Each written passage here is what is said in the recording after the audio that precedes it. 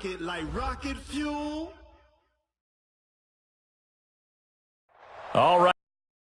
Stadium holds just under 70,000 spectators, and they've come out in full force for this one. A fantastic atmosphere here in Minneapolis. Nothing like the fanfare of introductions to an NFL game, and that was in evidence a moment ago. Fireworks, pyrotechnics, you name it. This crowd is ready as their guys get set to match up between the Baltimore Ravens and the Minnesota Vikings. And he'll make it across the 20 as his guys will set up shop at the 23-yard line.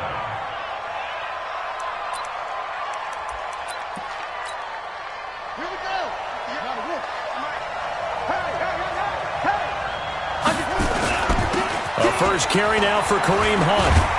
And the result here, a pickup of 8. Leaves him with 2 to go on second down.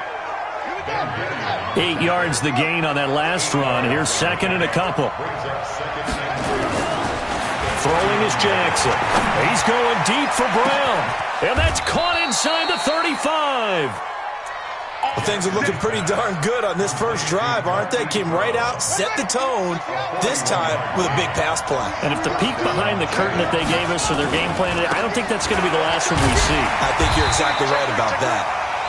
And he is met at the line of scrimmage, and he goes down right there. Defensively here, you're facing a top 5 team in terms of points scored in the NFL, so when they're that high powered, you got to find a way to hold them under 20, because to me, that's the magic number. 20 points scored, you give yourself your best chance to win. So if they're up around 24, 28, 30, they could be in some trouble. I think so, because then you turn it into a shootout, and that means your offense has to keep pace. On first down, they'll run with Hunt. And they go the wrong way on this one. Losing yardage back at the 12. That's going to go as a loss of 1 on first down. Maybe just a slight detour on what's been a strong drive. Here's second and 11. Here's Jackson. And he's going to go down. Sacked back at the 13-yard line. Everson Griffin in there to get him, and that is sack number 6 now for him on the year.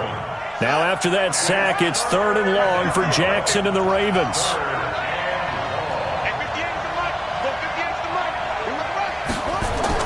On third down, Jackson. Going to throw right side here, complete. The completion there winds up a wash, and it'll bring up fourth down. Brandon, just mark that under the category of just not successful. Trying to throw the ball, just didn't work on that one. Completed it. No yardage. So the opening drive does yield points, maybe not the 7 they wanted, but they'll take the 3. Accumulating first downs does not go up on the scoreboard, but it does go into the DNA of a team that's trying to establish itself to start a game. That has to feel pretty good for them. They'll take the 3. Yeah, they had 3 first downs and 3 points. Ready up. 53. 53. Mike. You ain't doing nothing today. You ain't doing nothing today. Now a carry for the former Michigan State man, Le'Veon Bell. And he's upended after a gain of 2 out to the 27. Give him a couple on the carry there, second and 8. They tried a quick hitter inside, but that one was swallowed up because what they're hoping, those big defensive linemen will take the bait and move laterally and open up a crease that they can run through. Didn't happen on that play. The throw over the middle, taken in.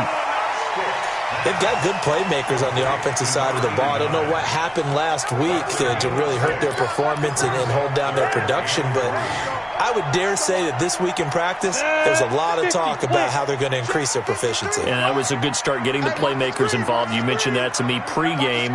That's what they did there. Yeah, I think a lot of people think the coaching staff really gets on them, and that's how they motivate them.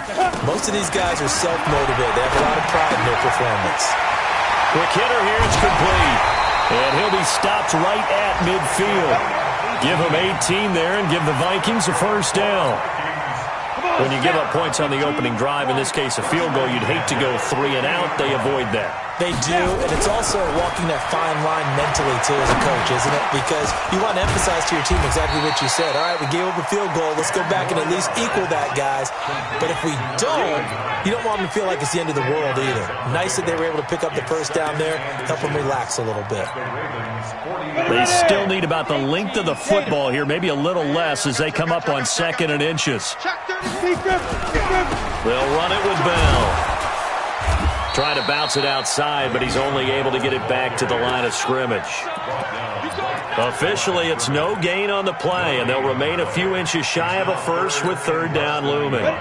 Could be 4-down territory even if they don't get this, but they need just a few inches here on 3rd. Here's Stick looking to throw. Into double coverage, and it's intercepted. Picked off around the 41. He's at the 30. Past the 20. And they will finally get him, but not until he's all the way down inside the 15-yard line.